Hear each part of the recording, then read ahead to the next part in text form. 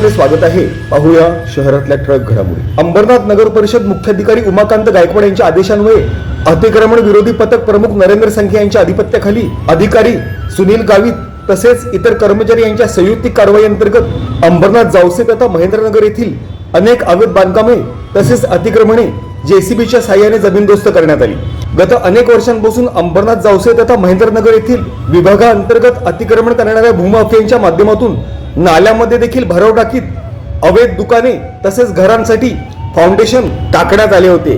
तसेच गत अनेक वर्षांपासून जावसाई महेंद्रनगर येथील भूमाफियांच्या माध्यमातून वन विभागाच्या जमिनी तसेच खासगी जमिनीवर अवैध कब्जा करीत अनेक अवैध बांधकामे घरे गाडी उभारीत लाखो रुपयांमध्ये सदर दुकाने तसेच घरांची सर्रास विक्री केली जात होती।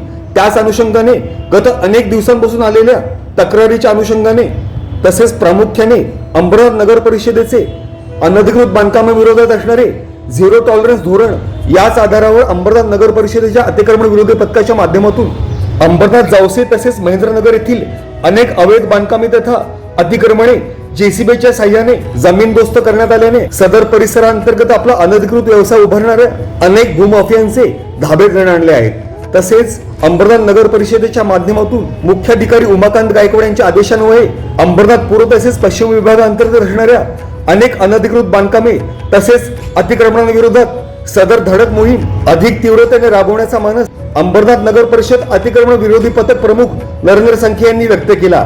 तसेच वाढत्या लोकसंख्येची तीव्रता लक्षात घेता सुजाण नागरिकांनी सदर परिसराअंतर्गत असणारे अनेक घरे तथा दुकाने घेताना सदर जागेबाबतची इत्थंभूत माहिती तथा शासकीय कागदपत्रांची पूर्तता तथा अनेक परवानग्याबाबतची इत्थंभूत लेखाजोखा तपासण्याची आवाहन नरेंद्र संखे यांनी नागरिकांना केले आहे। Bureau report, India times news.